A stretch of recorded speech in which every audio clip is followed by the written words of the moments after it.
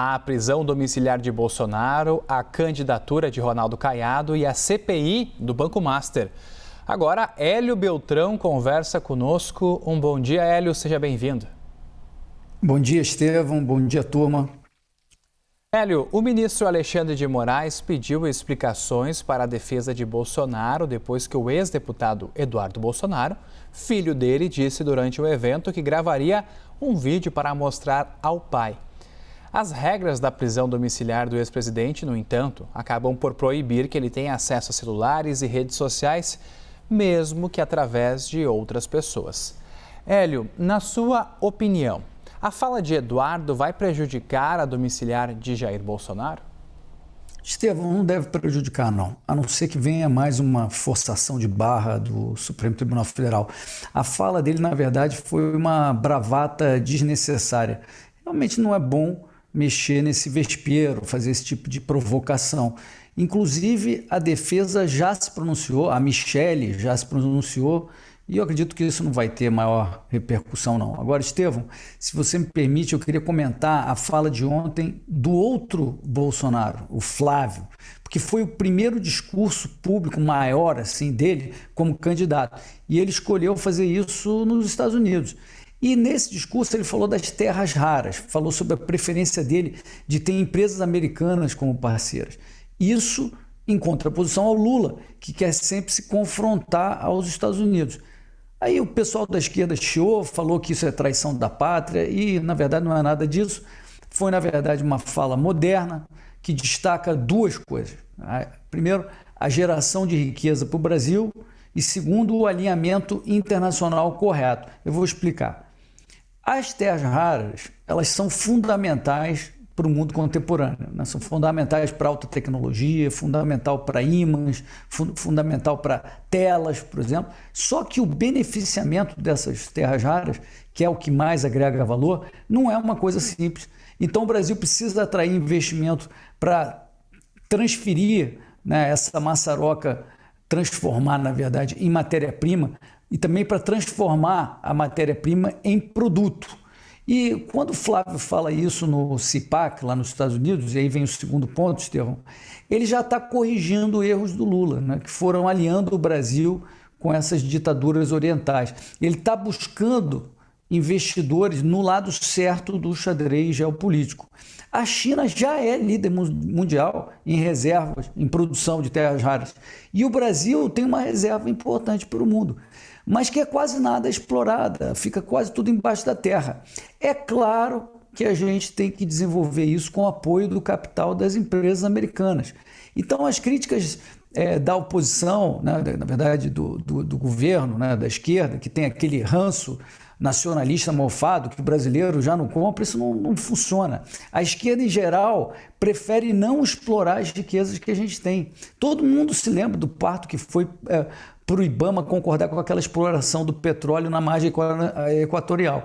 Então, a notícia boa é que as pessoas, em geral, os jovens e vários estratos dos brasileiros estão cada vez mais longe do Lula, mais longe dessas ideias retrógradas. O Brasil precisa produzir riqueza. O Flávio Bolsonaro, nesse discurso no CIPAC, deixou claro que esse é o caminho. Hélio, vamos para a segunda questão por aqui, porque o ex-presidente Jair Bolsonaro está há menos de uma semana em prisão domiciliar e a sua defesa já teve que dar essas explicações sobre o cumprimento das medidas cautelares do ministro Alexandre de Moraes, porque no final de semana, durante um evento, o deputado Eduardo Bolsonaro afirmou que gravaria um vídeo para mostrar ao pai. E lembramos aqui que existe essa proibição do uso de celulares e redes sociais, mesmo através de outras pessoas.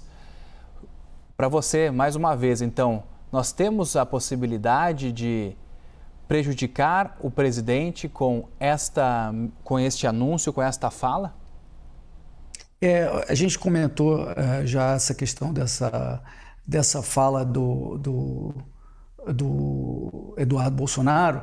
Então, se você quiser, a gente pode adiantar agora a questão do Caiado, né, da candidatura do Caiado. Podemos seguir assim? O erro que aconteceu aqui interno nosso, a gente pede desculpa para você, Hélio, mas, trocando para o segundo assunto, falamos da decisão do Supremo Tribunal Federal de derrubar a questão a respeito peço para o pessoal me ajudar aqui também, na nossa complexidade aqui, mas é para falar sim sobre Caiado, porque Caiado, então, ontem acabou sendo confirmado como candidato do PSD para as eleições. O PSD oficializou o governador de Goiás, só que ele disse que a primeira ação que ele vai fazer como candidato e como presidente é poder dar a anistia a Jair Bolsonaro e aos envolvidos nos atos de 8 de janeiro. Como que você enxerga, portanto, essa primeira ação que Caiado pode dar a respeito, então, da sua possível eleição em outubro? Estevão, essa bandeira é muito importante, essa anistia ao pessoal do 8 de janeiro. E o fato dela ser puxada pelo Caiado já indica que a candidatura dele vai ser um posto avançado da candidatura do Flávio. Mas vamos dar um passo atrás aqui. Eu acredito que o Caiado, se ele não chegar até uns 15% até agosto, ele deveria retirar a candidatura dele e concorrer ao Senado. Ele vai ser um excelente presidente do Senado e seria uma pena perder o Caiado por 4 anos. No cenário de hoje, nesse cenário que é antes da confusão certa que a gente vai ter com a delação do Vorcaro, vai causar uma grande confusão, está mesmo com o jeito que o segundo turno vai ser entre o Flávio e o Lula. Então, o Caiado, nesse período, ele vai ser o trator a expor os erros, as maldades do governo Lula, as maldades do Supremo Tribunal Federal, e ele também vai nadar de braçada no tema segurança, no qual ele teve um desempenho absolutamente brilhante em Goiás. E nesse tema, o Lula, a esquerda, engatiam perdidinhos, né? Então, só o fato do Caiado martelar isso vai trazer para a direita mais independentes. Quem são os independentes? Aquele 1/3 do eleitorado que não votou nem no Lula, nem no Bolsonaro de 2022. Então, o Caiado, mesmo criticando e mostrando como ele é diferente do Flávio e tal, ele deve funcionar como uma espécie de escolta do Flávio até o Planalto. A meu ver, indo até o fim sem vencer, ele pode até virar ministro do governo Flávio, nada mais natural do que ele ser premiado com o Ministério da Segurança Pública ou da Agricultura, algo assim. Agora, o chororô do Eduardo Leite é o comercial do fracasso da terceira via. Essa terceira via do Kassab é uma lenda total. O que tem mais perto de uma terceira via nessa eleição é o Renan Santos, do MBL, do partido Missão. Ele é de direita, mas ele é um crítico tanto do Lula quanto do Bolsonaro, igualmente, entre os dois. Então, ele tem uma opinião muito firme e ele soa mais honesto do que a conversinha em cima do muro do Leite. Os jovens nas redes sociais acreditam no Renan. E ele, que ainda é bastante desconhecido, está crescendo muito nesse público jovem. Se ele continuar nesse ritmo, ele vai competir pelo terceiro lugar na eleição.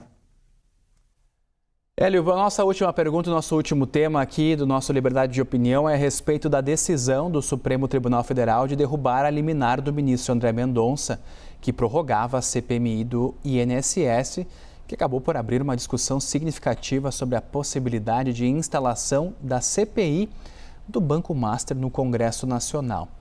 Só que o argumento dos parlamentares é que há precedentes para uma decisão que apoia a instalação de uma CPI, como ocorreu com a CPI da Covid. Hélio, para você então, o fim da CPMI do INSS dá força para a abertura da CPI do Banco Master? Estevão, eu não me arrisco a dizer o que o Supremo vai fazer com essa questão da CPI se for provocado de novo. Já ficou claro para todo mundo também que o Alcolumbre não vai topar mexer nesse vespeiro que é o Banco Master, que é o maior escândalo da história de Brasília. Tem 50 bilhões de reais que o Vorcaro escondeu ou distribuiu por aí. Cadê esse dinheiro? Lembrando que ele tinha ótimas relações no executivo, ele se reuniu com o Lula mais uma vez, tinha o Ibanez no bolso. No judiciário, contratou o escritório do Moraes, fez rolo com o Toffoli. No legislativo, amigão do Ciro Nogueira, do Antônio Rueda, 2 presidentes de partido. 2 presidentes de partido, só o topo do iceberg no Congresso. Então, no melhor dos mundos, até onde iria uma CPI para investigar essa teia? Investigar Vai investigar mesmo? Essa que é a minha pergunta. Eu tendo a achar que uma CPI do Master tende a ser uma roda de circo ainda maior que a CPI do INSS. Uma coisa de um acusar o outro, uma grande confusão e muito pouco resultado. Já a delação que está em curso é uma incógnita. Ela vai ser seletiva, como está com cara de ser seletiva, vai ser negociada? O Mendonça, ele só homologa ou ele tem poder sobre isso aí? Porque parece que a Polícia Federal e a PGR têm controle total das informações e, portanto, tem controle dos vazamentos que vão vir por aí. Se for isso, eu acredito que tem um risco de se focar só nos peixes grandes que são adversários do governo. Mas eu espero que, pelo menos na parte financeira, a investigação seja bem sucedida, porque é preciso, Estevão, descobrir onde foram parar esses 50 bi e com a ajuda de quem. Hélio Beltrão, muito obrigado pela participação aqui no Liberdade de Opinião. A gente se encontra novamente na quinta-feira. Um ótimo dia para você. Para você também, Estevão. Até quinta.